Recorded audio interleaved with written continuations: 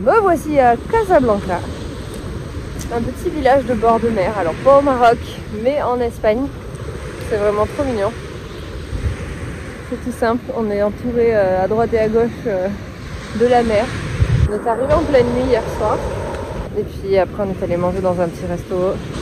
Et ce matin réveillé, petit déj. Et là je me reprépare à repartir. Direction l'Andalousie. On va peut-être s'arrêter à Murcia. Et voilà, trop mignon, trop chouette.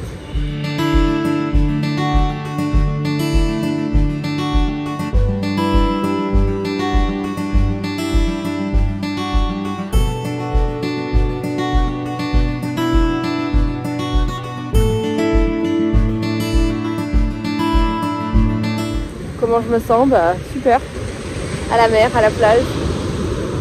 Requitter la France, repartir à nouveau de la France, ça fait du bien parce que c'est vrai que c'est pas du tout le même climat, c'est pas la même sensation quand on est dans un pays étranger.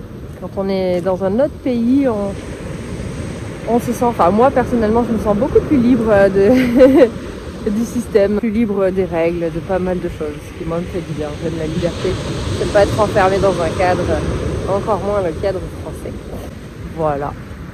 Donc bah c'est parti, petite journée tranquille ou bilou, conduire, avancer un petit peu plus pour aller direction l'Andalousie, pas de destination connue encore. We're going with the flow, on y va avec le courant de la vie et puis on verra bien où ça nous mène.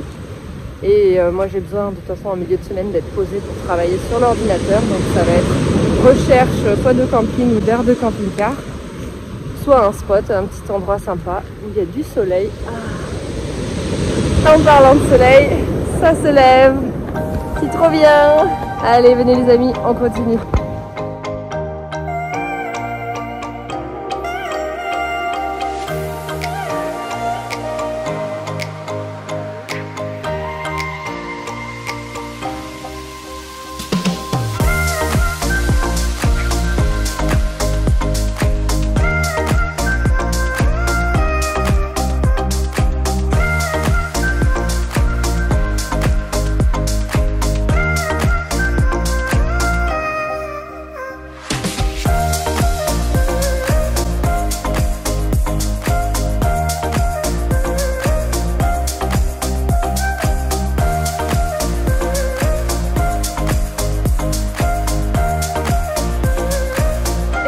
Arrivé à Murcia. Ah, qu'est-ce qu'on est bien. Bon, une petite aire de camping-car. La muchacha sortie. Mademoiselle Snow au soleil, avec la tête tout à l'heure qui est reposée sur le marchepied. Tout va bien. Je fais un petit tour pour montrer. C'est trop bien. Il fait 15 ou 16 degrés là déjà, il est 11 h du matin. Le petit linge, j'en ai profité pour faire des machines. Et maintenant, on va aller avec la muchacha faire un petit tour en ville. Allez, venez, je vous emmène, c'est parti.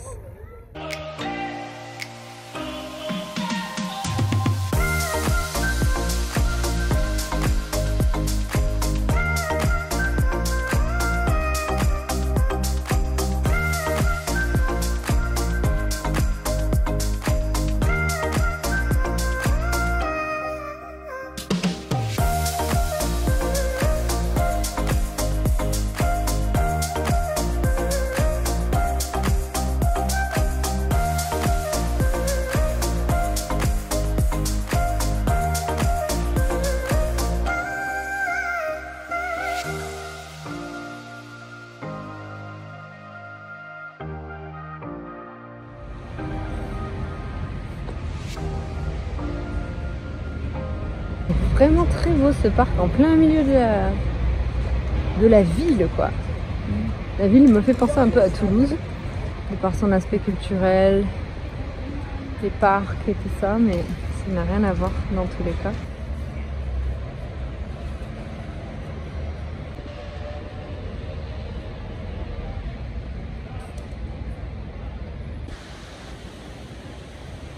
Oh, le poisson dans l'eau, dans le fleuve. La rivière, je sais pas ce que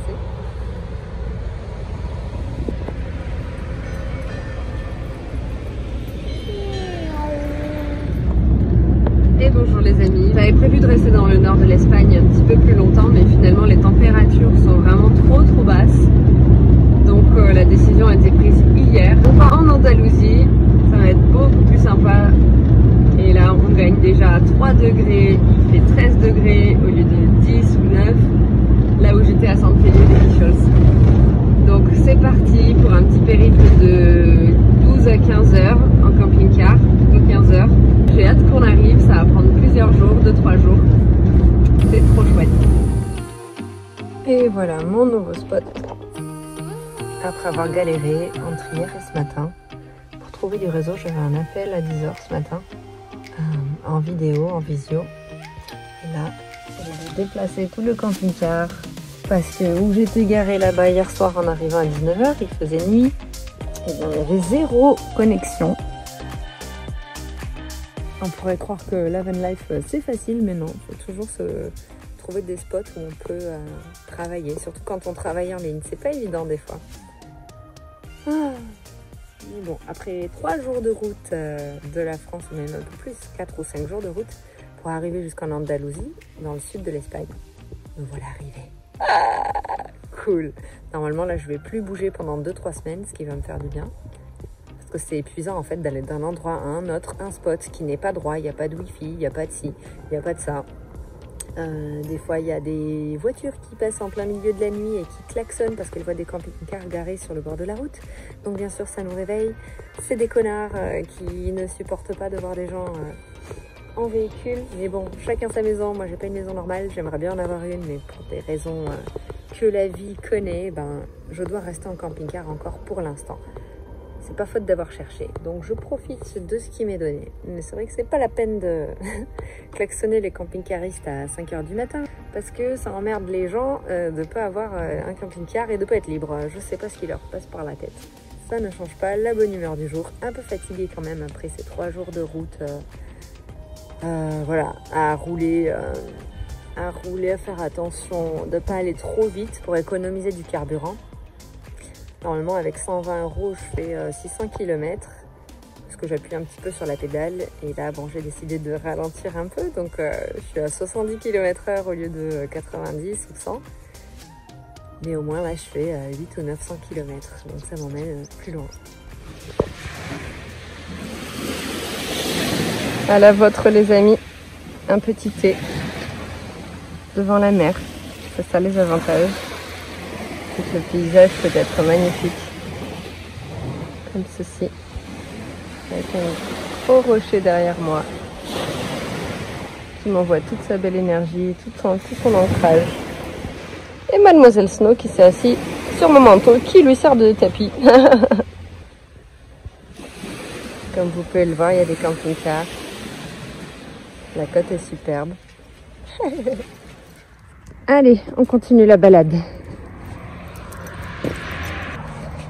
On va aller marcher de l'autre côté parce qu'apparemment il y a un autre spot camping-car gratuit et bien situé avec une bonne connexion internet.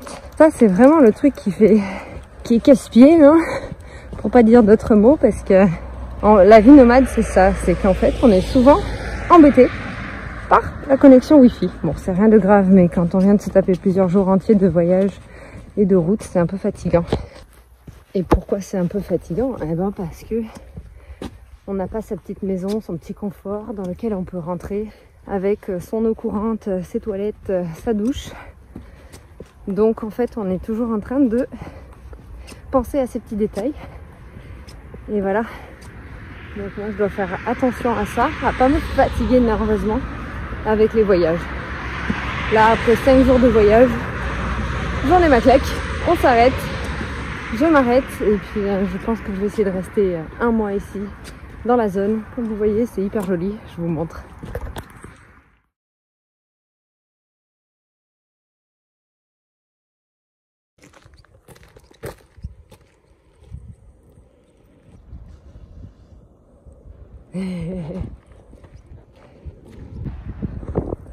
Et Snow l'aventurière. Allez, on continue. On va aller voir ce qu'il y a de l'autre côté. Ouh, il y a du vent. Plein le visage. Tu vois rien. Non. Bien.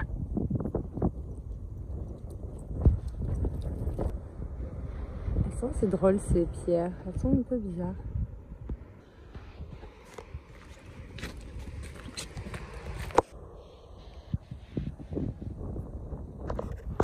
Viens.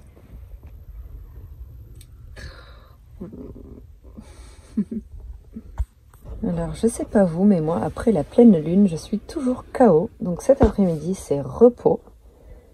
Voilà la petite vue sur le côté à droite par la fenêtre. Bon, le camping-car certes, mais c'est surtout la nature. Et en face, la mer. Voilà. Quand il y a quelqu'un qui passe. Et oui. Avis, il y a quelqu'un qui passe dehors. Snow est en alerte. Une petite salade en cours de préparation. Alors j'en profite de faire la cuisine en fait parce que j'avais envie de vous partager une petite chose, une réflexion que j'étais en train de me faire. Je sais que là je m'amuse en ce moment à vous partager un petit peu mes aventures, ça me fait du bien en fait de partager mon mode de vie, mais en aucun cas c'est un mode de vie parfait. Il y a vraiment énormément d'avantages, d'inconvénients à vivre en camping-car. Et un des inconvénients c'est que lorsqu'on a... Ah, j'ai une mouche qui m'embête. C'est que lorsque l'on a un problème émotionnel ou un truc qui va pas, que ça soit professionnel, que ça soit amical ou même amoureux, eh bien on est sur la route, donc on n'a pas forcément quelqu'un à qui parler de tout ça. On n'a pas forcément la personne, la meilleure amie ou bien une personne physique pour nous prendre dans les bras. Donc vous savez, tous les modes de vie sont super, ça fait du bien de faire des escapades, de partir. Mais c'est vrai que le mode de vie nomade sur le long terme, il y a beaucoup de solitude, il y a beaucoup de choses à gérer qu'on ne gère pas dans une vie normale. Donc ça fait beaucoup grandir, ça fait beaucoup prendre du recul, ça fait prendre du détachement aussi sur les choses, sur sa propre existence. Ça fait beaucoup philosopher. C'est pour ça aussi que je me suis intéressée, depuis que j'ai ce camping-car, je me suis beaucoup intéressée à la spiritualité, à la raison de notre présence ici, qu'est-ce qu'on fait là, qui on est au-delà de ce corps physique et comment fonctionne l'énergie. Oh là, j'éternue. Il n'y a pas de solution miracle, j'ai envie de vous partager ça maintenant. Il n'y a pas de solution miracle entre une maison, être bloqué chez soi et se sentir seul et partir à l'autre bout du monde en camping-car ou en avion. On emmène nos problèmes avec nous. Mais ce qui est sûr, c'est qu'il y a un mode de vie nomade, ça permet de répondre plus rapidement à nos problèmes. De comprendre un petit peu mieux l'être humain, de se comprendre soi-même un petit peu mieux et de trouver des réponses plus rapidement que si on ne bougeait pas, si on n'était pas en mouvement.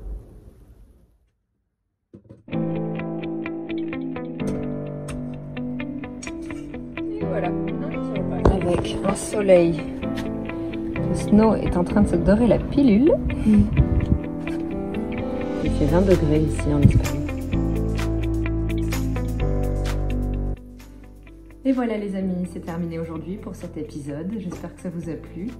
Je suis assez transparente dans ce que je vous partage. Je vous parle de vie nomade, de ce que j'expérimente. Je pense que c'est important de le partager parce qu'on apprend tous des uns et des autres. Je suis déjà en train de préparer une nouvelle vidéo pour la semaine prochaine. On parlera de comment choisir le bon partenaire de vie. Je vais vous partager une petite expérience. Et je vous prépare aussi déjà une autre vidéo pour la semaine d'après pour vous expliquer où je suis arrivée en Andalousie.